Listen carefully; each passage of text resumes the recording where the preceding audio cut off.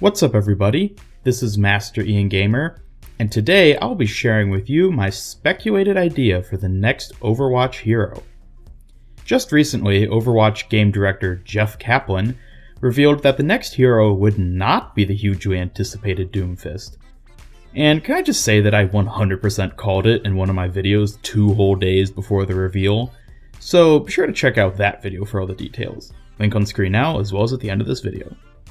Anyways, now that Black Panther, Doomfist, is off the table for the next hero, who will we be seeing instead? We know that someone new is imminent, so who could it be? While most people are scrambling around, picking through every cinematic and comic to find somebody who could work with the lore, I have been taking a different approach to hero conception. I've been considering the mechanics and abilities that would best improve Overwatch in its gameplay, and leaving lore as secondary. As balanced as Overwatch is, it certainly could use some improvements, and that is where I've been working from to think up a new hero. So since I'm basing my prediction on what I think Overwatch needs, let's go ahead and take a look at these necessities. Of the game's 23 heroes, 13 of them fit into the offense and defense categories, thus classifying them as DPS. 5 heroes are classified as tanks, and 5 are also classified as support, although of those last 5, only 4 are actually healers. So with tanks and support combined, still trailing behind the number of DPS heroes, I think this highlights where we need to see new heroes start filling roles. Since we have already seen a post-release hero who's in the support category, I find it most likely that this new hero will be classified as a tank, but will still have proper healing capabilities. This is where I believe the idea for a tank support hybrid will come in. Much like Zenyatta, this new hero will be hard-pressed to solo heal a whole team. I understand. No, wait, I didn't mean... dang it. Anyways, the point of this hero could be to serve effectively as a secondary healer, while also filling the role of a tank.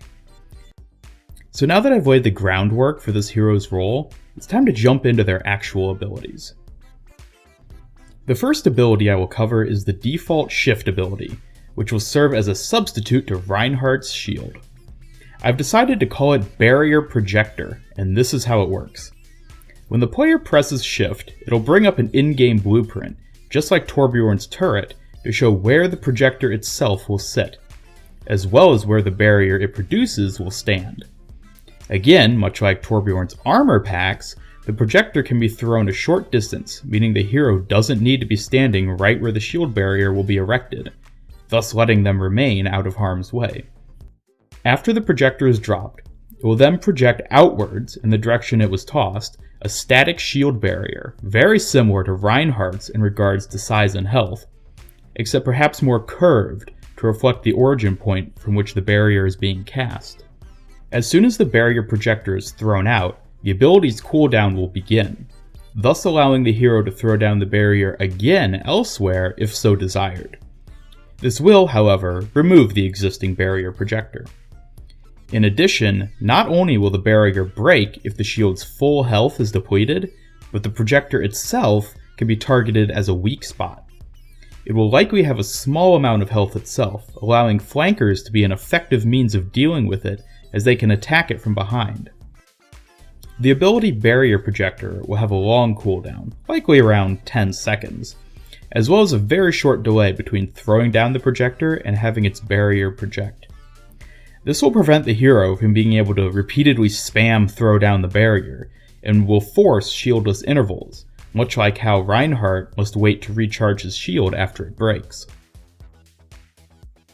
Moving on to the E ability, this is where we will see the hero's support side come in. They will be able to construct a buildable healing structure, just like the Engineer's Dispenser from TF2, which will provide AoE healing around the device as long as there is line of sight. Again, like Torbjorn's turret, an in-game blueprint will show up, showing where exactly you can build the health dispenser. The healing will work very similar to Lucio's, albeit without the speed boost alternative or the mobility.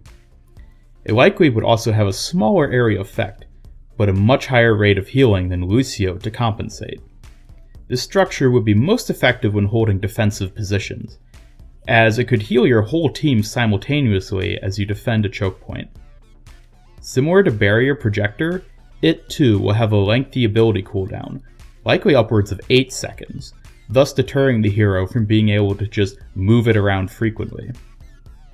Also, it will have a brief delay between being built and beginning to dispense health, and its personal health will likely be similar to that of a Torbjorn turret.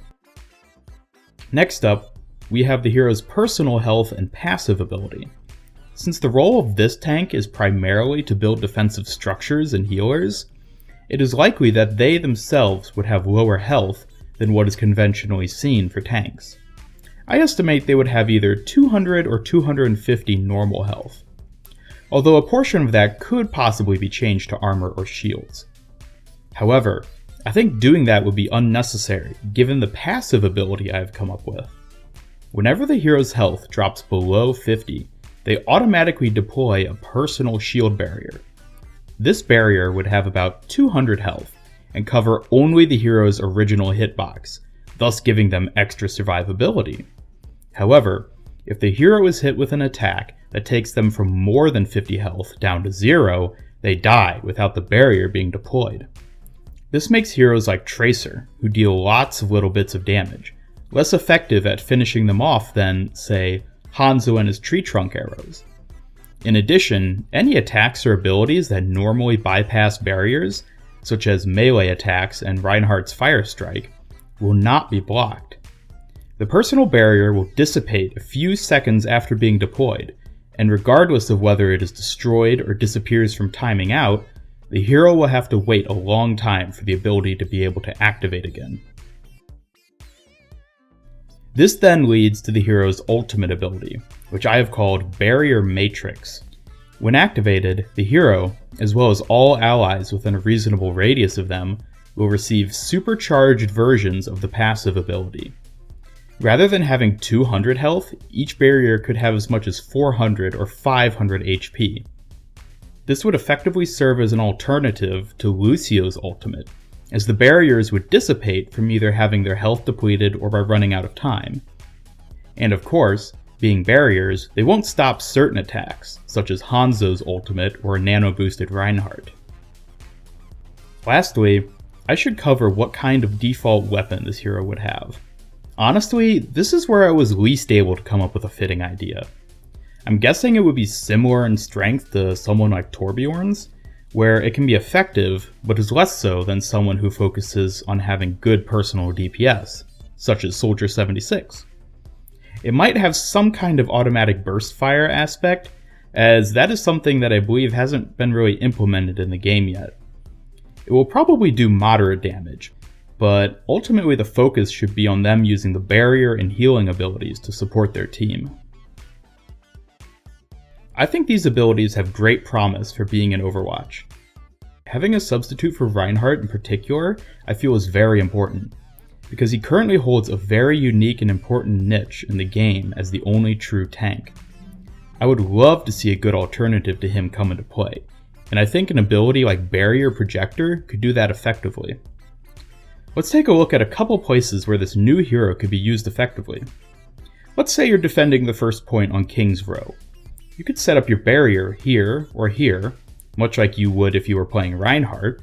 Then you could set up your health dispenser either here, here, or here, to allow your team to be supported without needing to fall back very far from the barrier. Or how about you're attacking on Dorado, and trying to push through the first choke? You could throw down your barrier here to cover your DPS who are firing through the underpass. And then you could place your dispenser back in here, where it would be protected from enemy fire, and you'd still be quickly accessible to your team's DPS. I think there are a lot of situations where this new hero could be effective, which makes the idea of them feel even better in my mind. So now that the abilities have been laid out, what kind of role in the lore could this hero possibly fill? There are a few characters whom we know of, but aren't in the game, such as the mysterious Overwatch founder, Liao. However, personally, I would love to see more Omnic heroes, and I think this hero's abilities would suit an Omnic perfectly. Think about it. A hero whose entire role is deploying machines and won't necessarily have the ability to repair them? It seems fitting that they themselves will be a machine too, right? Wait, is calling an Omnic a machine offensive? I am in agreement. Okay. So as for an already known Omnic who could possibly fit in this role, there's only one candidate who I'm really aware of. That is this character, who we can see on the cover of the unfortunately cancelled Overwatch First Strike graphic novel. We know nothing about them other than this image, but given that they were on the center of the comic's cover, it is likely that they were at least at one point intended to be a significant character in the Overwatch story. Well, that concludes my speculation for this hero. This is Master Ian Gamer signing off. Let me know what you thought about my hero idea. Impressive. Tell me your thoughts, my friend. Hey, thanks guys. As for the rest of you, please comment below with any thoughts you have on how valid this hero might be, as well as any alterations you think would be fitting. Don't forget to like, subscribe, and follow me on Twitter. I appreciate the support, and it helps me to keep making my videos. Anyways, thanks for watching, and until next time, keep speculating and have a great day.